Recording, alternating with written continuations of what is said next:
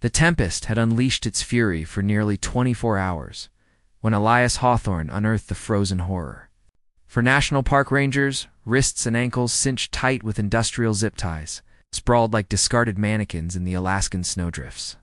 Their faces were ghostly pale, lips cracked and blue, each shallow breath a fragile puff against the merciless minus 35 degrees Fahrenheit chill. They were teetering on the brink of oblivion. Luna, his steadfast 9-year-old Siberian husky, had guided him through the blinding whiteout, her once playful barks escalating into desperate howls that pierced the gale. Now she stood like a statue over the nearest victim, a rugged man whose badge glinted faintly. R. Valdez. Her thick fur rippled with tension, ears pinned back as if she could sense the grim specter of death weaving through the storm clouds above. Elias, at 68, was no action hero from the movies. His joints screamed with rheumatoid arthritis, his pacemaker hummed an uneasy rhythm in his chest, and his hands trembled from years of hard living. He was a weathered veteran, a man who'd seen too much loss to believe in miracles anymore. But these rangers, they looked so young. Barely out of their 20s and 30s, had perhaps half an hour before hypothermia dragged them into eternal sleep. Some wounds carved deeper than others. Elias whispered to Luna, his voice barely audible over the wind's savage roar. His mind flashed to the rainy afternoon 3 years ago, standing graveside as they lowered his daughter Clara's coffin into the earth. They don't heal. They just learn to scar over in silence. The storm shrieked through the towering spruces, and in its chaotic symphony, Elias could almost hear Clara's laughter echoing from better days, urging him not to turn back.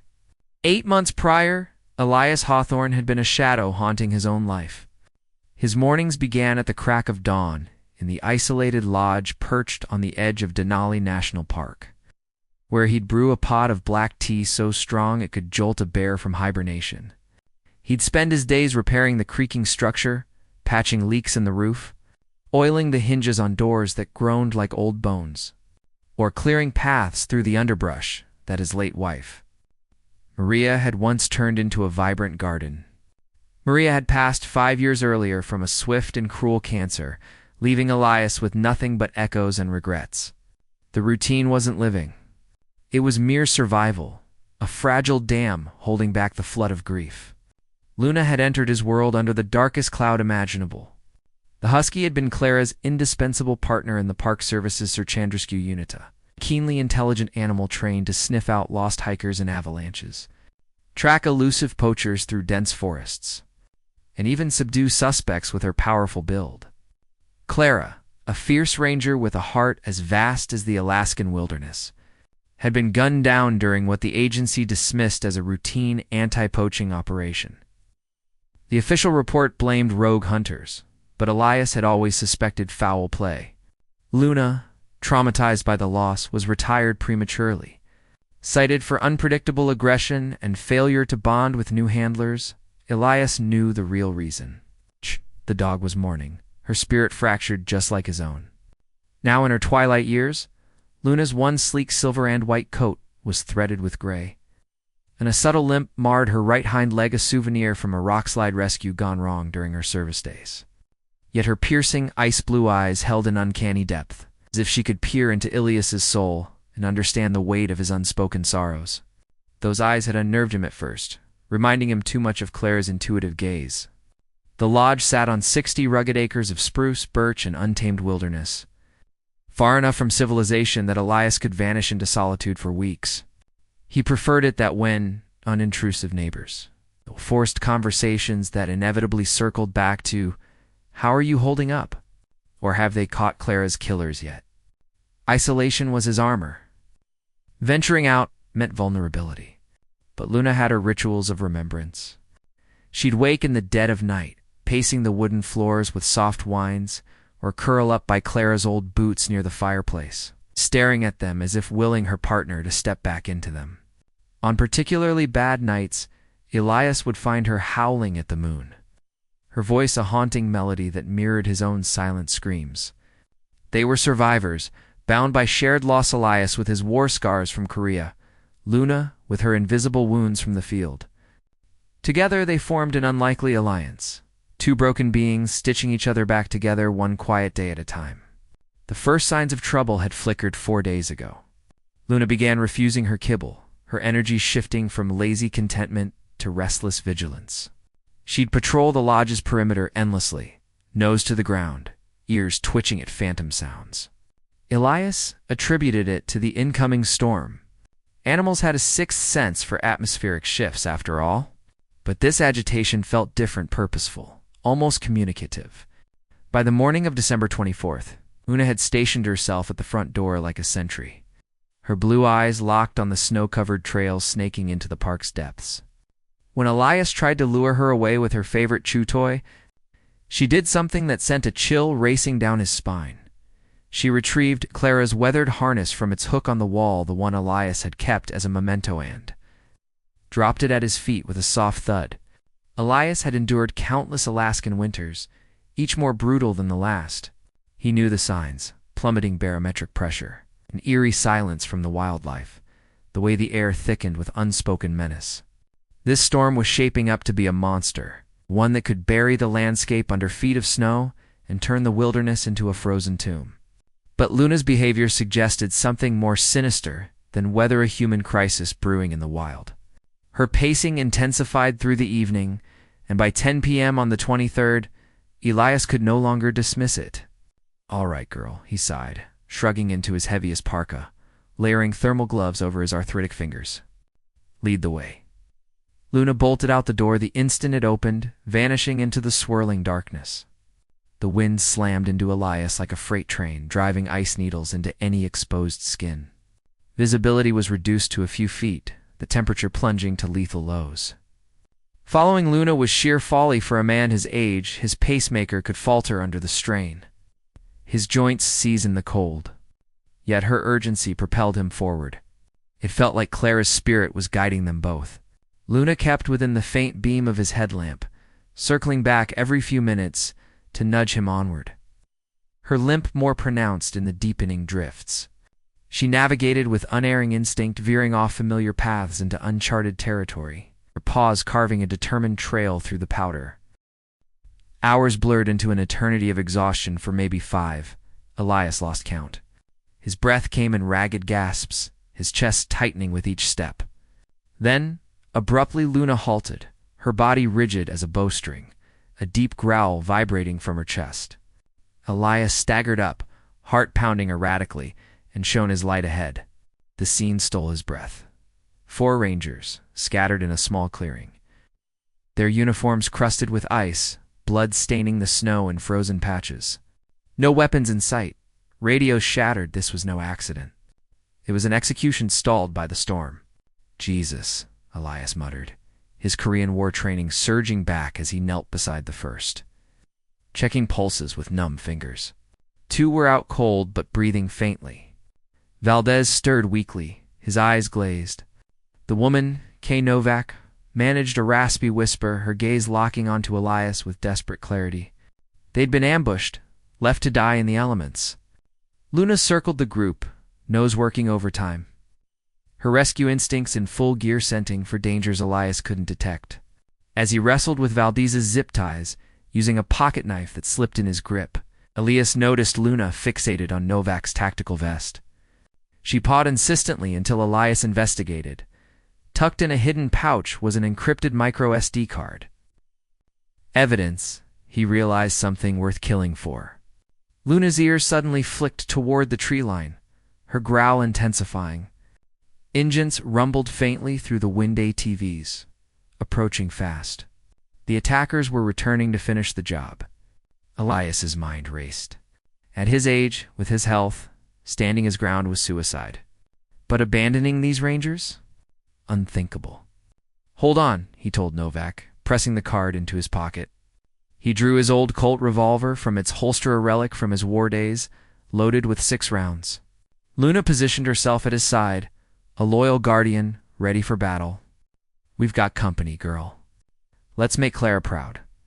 The ATVs growled to a stop nearby, their riders dismounting with military precision for figures in Arctic camo. Equipped with night vision goggles and assault rifles, they moved like predators, fanning out to encircle the clearing. Elias dragged Novak behind a fallen log for cover, Luna assisting by gripping her collar and pulling with surprising strength. Valdez managed to whisper warnings. They're pros. Knew our patrol route. Betrayal from inside. The leader stepped forward, his voice cutting through the gale like a blade. Elias Hawthorne? What a surprise. You should have stayed in your cabin, old man. The familiarity hit Elias like a gut punch. He knew that voice. Luna's hackles rose sky-high. She recognized it too. Show your face, Elias barked, revolver raised despite his shaking hands. The leader removed his goggles, revealing a face Elias hadn't seen in years. Lieutenant Simon Drake, Clara's former mentor and close family friend.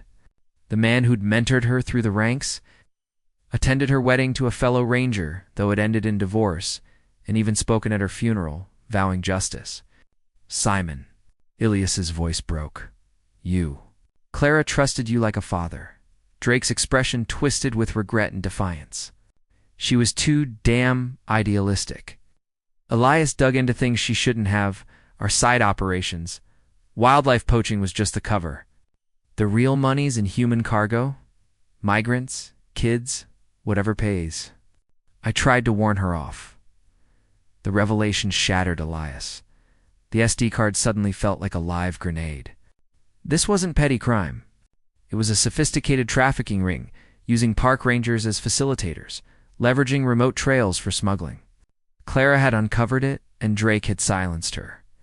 Luna's growl built to a crescendo.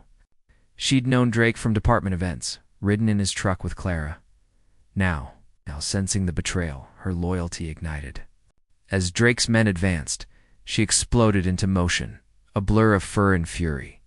Dodging through the snow to tackle the nearest gunman, her jaws clamped on his arm, eliciting screams that echoed off the trees. Gunfire erupted, muzzle flashes illuminating the chaos. Elias fired back, his first shot felling a shooter with grim accuracy. 5 rounds left. Luna released her target and pivoted to another, but a bullet grazed her side, drawing a yelp. She pressed on, her training overriding pain. Elias's pacemaker beeped alarms as his heart raced wildly, pain shooting down his arm. Why, Simon? He shouted. For money? Power? Drake hesitated, rifle trained. My son, cystic fibrosis. Treatments cost a fortune. Insurance laughed. One favor turned into a web. They own me now. Clara threatened to expose it all. I had no choice. Moral turmoil churned in Elias. Theo was just a kid. Clara had adored him, bought him toys. But how many innocents had suffered for one boy's life? Novak, rallying slightly, whispered, the card. Proof of everything. Politicians involved, border agents on payroll, rotors thrummed in the distance, choppers slicing through the storm. Novak grinned faintly. Activated my emergency beacon before the hit. Goes straight to Interpol uncorrupted channel. Drake's face drained of color. They'll kill Theo. Elias, please help me protect him. I'll turn evidence. The standoff intensified as federal agents descended, their lights piercing the night. Gunfire exchanged in a final frenzy. Elias dropped another assailant. 3 rounds left. Luna took a hit shielding Elias, collapsing with a whine, her body shielding his. In the melee, agents overwhelmed Drake's team. Elias cradled Luna, her blue eyes dimming. Good girl, he sobbed. You fought like hell. Elias blacked out as medics arrived, his heart failing under the strain. He awoke in an Anchorage hospital days later, tubes snaking from his arms. Dr. Lena Voss delivered the bittersweet news. Luna had survived emergency surgery, though she'd limp forever. Then, a visitor. Nova Capra Nova Camped, eyes brimming. Elias, I'm your daughter. From your tour in Korea, Mom was a nurse. You two had a whirlwind romance. She kept me secret, thought you'd built a new life. Proof came in a faded photo, young Elias with a smiling Korean woman. Features echoing Kara's, she'd joined the Rangers seeking her roots. Unknowingly crossing paths with half-sister Clara, the SD dismantled the ring. 50 arrests, including senators and cartel heads. Drake cooperated for Theo's safety, earning a reduced sentence. Elias recovered with Clara by his side, adopting a husky pup named Ekaluna's protege. 6 months later, under Denali's summer sun, Elias walked the trails with Clara. Luna retired but spirited, and young Theo, who visited often. Echo bounded ahead, symbolizing renewal. From the depths of winter's despair, a family forged in fire emerged, proving that even in the coldest shadows, warmth finds a way to break through. Thanks so much for listening. See you in the next video. Have a great day.